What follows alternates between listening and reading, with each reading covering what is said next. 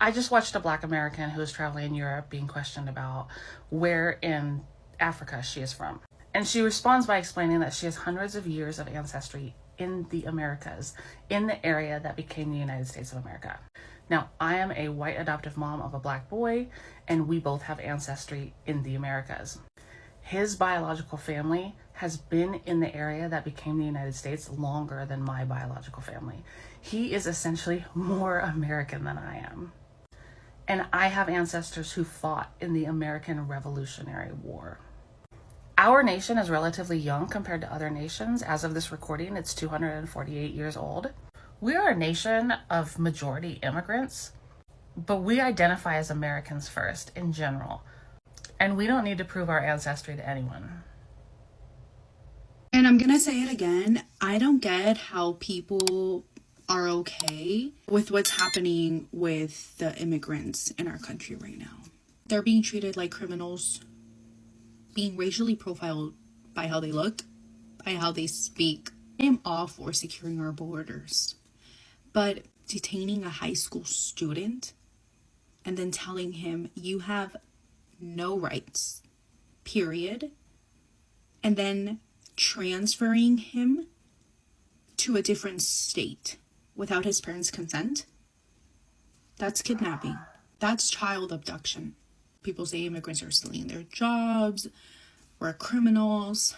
But as a first generation American, I can tell you that my parents worked extremely hard, contributed to our economy. Instead of saying that we're stealing your jobs, maybe learn a second language like we did. I'm sorry, but when the job application says Spanish preferred or Spanish required, that's not stealing. That's a skill you didn't take the time to learn. I am so grateful to be American, but I am also so proud to be Mexican, because I am both. The fact that they're picking up these people from their jobs that benefit all of us Americans, and calling them criminals, that's unreal. That's disgusting. That's just heartbreaking. And the fact that we can't see that. Now, I've always wished to talk about this issue of how America came to be, the residents of America, because people don't understand that America is a land of immigrants, because of how people came to swell and make the cities of America. So before I delve much on it and give an in-depth explanation, I want you to continue watching how Americans say about it, how America has been and formed by immigrants. Let's watch this and comment in the end. If you are watching us for the first time, do not forget to make a subscription to this channel, because that is how you support us. Let us watch and comment in the end. This is Zara coming to you from my office in Westwood. I want to talk about Dara Khosrowshahi. He's an Uber CEO. He's from Iran, immigrant. But look what he's doing. So next time, if you are an immigrant or your parents are immigrant, next time someone wants to judge you, compare you, just remind them this country, USA, is made of immigrants who are here to make their own lives better and make this country a better country. So it's so sad to witness how some people are being judged, are being mistreated just because they're immigrant. I'm from Iran. I came to this country when I was 19, and I worked so hard to get higher education and to do something for this country and myself. So stop judging people just because they're immigrant, and start looking at people as who they are and what they're doing right now to help themselves and help this world. And last thing, Iranian people are super smart. All right, so you're okay with immigrants, you just want them here legally. Well, I want to ask you a question that you may have never been asked before. And that question is why? Why do you care if they're here legally or not? Why is that a problem for you? Let me guess, because they're a burden on the American taxpayer? They're stealing American jobs? Or if you've really gone off the deep end and swallowed everything the right-wing propaganda machine has been feeding you, you'll say that they're making the country unsafe. All of which happens to be complete bullshit, by the way. And that's not an opinion. According to the Institute on Taxation and Economic Policy, undocumented immigrants, or illegals as you so affectionately refer to them as, pay more than $12 billion in state and local taxes every year. The Social Security Administration estimates that they add another $13 billion a year into Social Security and Medicare, both of which do not benefit them. That's millions of people paying into the very system that rejects them. That's not a burden on the American taxpayer. That's damn near a subsidy. The burden on this country are politicians and billionaires who gamble away your pensions, take bonuses from your retirement fund, and are largely responsible for Social Security becoming insolvent by the year 2033. Secondly, undocumented immigrants are not stealing your jobs. Stealing implies that they took something that belongs to you. If you want to go work on a farm, go work on a farm. No one's stopping you. Immigrants aren't stealing your jobs. Immigrants are doing the jobs that this country depends on but refuses to value. Jobs that most Americans don't want to do. At a time when U.S. birth rates are at record lows, immigration is what keeps our workforce stable. Every serious economic study agrees. Immigrants, documented or not, grow the economy. The food on your table, the roof over your head, the hotels you visit, the lawns that beautify your town all depend on immigrant labor.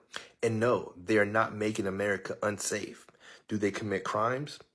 Everyone commits crimes. But every major study shows that immigrants, undocumented or not, commit far less crimes than native-born citizens. So again, I'll ask, why do you care so much? What, because you respect the law? You respect a set of arbitrary rules scribbled on paper by politicians who they themselves don't even respect? Or is it that your idealized version of America is changing, and that scares you, and it makes you uncomfortable, because you know that there is not a damn thing that you can do about it? Here's where the immigration conversation seems uniquely broken. We are no longer talking about the same thing anymore. It used to be a melting pot. Now it's a mixed salad. Those are different things. A melting pot means you come from anywhere, but you melt into what is already in the pot. A mixed salad means you just throw in whatever, we all sit in pretending to like each other. We don't blend, just sitting in the same bowl. The problem is exactly what it sounds like. There is no unifying identity anymore. Look at a sports team, any sports team. Athletes come from all over the world, different states, different countries, different races, different accents. But at the end of the day, they play for the same team. They wear the same jersey. What does that look like at a scale of a country as big as America? 350 million people. The beautiful thing about America is that that shared identity does not need to be your race, your religion, what you worship, your bloodline, like it is in most of the world. Go anywhere. The cliched saying is that you can go to France, you won't become French. You can go to Japan, you won't become Japanese. But you can move to America and become an American. But you still have to want to be an American. The problem is that right now the expectation of assimilation is considered to be bigoted. It is considered to be bigoted to expect immigrants to leave behind parts of their culture which is not compatible with that of America. If we don't talk about it in the same patriotic way, the crazy people fill in the gap. The far left says that there is nothing to assimilate to begin with. It's all stolen land. Don't even bother. There are no borders. The far right says that you will never get a buy-in because your people were not on the Mayflower, because your grandfather did not fight during the Civil War. I don't like either of those arguments. America turns 250 years old next year. America is the strongest when America sets clear standards, but you need to buy into the project. And we have to define that project. We need a shared identity. And the shared identity cannot be silly things like iPhones or going to a Target or ugly Labubus or Starbucks. I like Starbucks. And here's the funny thing. Having a shared story does not remove like beautiful cultures. It does not, like, we still have beautiful things like Chinatowns, Little Italy, Cinco de Mayo. America does that better than anywhere else. But you still come together during 4th of July and Memorial Day. And America has done that previously. The American government has previously, from a top-down way, enforced assimilation during World War II. Should we do that? I don't know. But I do know this. If we don't have a shared story, we're just all strangers. in a nation. So one thing you have to know is that America is hinged on movement from outside to America. And some people have also moved outside America. One such situation is the indigenous foundations, where native nations are traded, Europeans traded with Americans, some or in most of the instances leading to permanent settling in America. So people moved across the continent and some settled in America. These are the indigenous people who doesn't form a greater percentage of Americans. Secondly, during slave period, Africans, the blacks, also were forcefully removed from their native land, Africa, and put in American farms, the white farms, to work there tirelessly without even compensation. And this has created a community known as Black Americans. So Black Americans live in America as immigrants.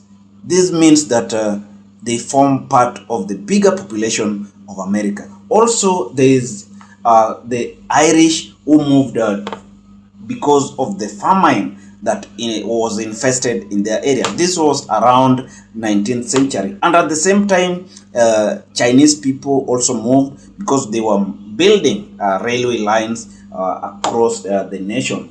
Also, the Germans moved there who were seeking land. They were seeking better pastures to live, greener pastures to live, a place they would call home. So this one made them to become Americans. So the immigrants swelled the cities of America and making it what it is today. In the early 20th century, the Italians, the Jews, the Poles also moved to America to settle. So this is the history of how America has been made under. Also the Latinos, I was forgetting about the Latinos. They also moved here post 1965. They moved here and settled as Americans. So America is a land of immigrants, and immigrants form the bigger percentage of the population. So when this conversation comes about who is an American, who is the true American, we can't have the real or the true identity of the person who was originally in America, because people have moved in, people have swollen the cities, people have come from different continents to make what America is today. And for sure, America was built by immigrants right from the slavery period, where the blacks worked tirelessly without even pay. In fact, blacks largely contributed in this infrastructural development, because they are the ones who are put with hard labor. They are the ones who are engaged in labor that wasn't paying but tiring. So this is a conversation many people are willing to delve on, and I would want you to also give a thought on it. Hit our comment section, tell us what you feel about it, because it is a wide topic to talk about. We have so many things to elaborate and explain about immigration in America. So hit our comment section and tell us what you feel about it.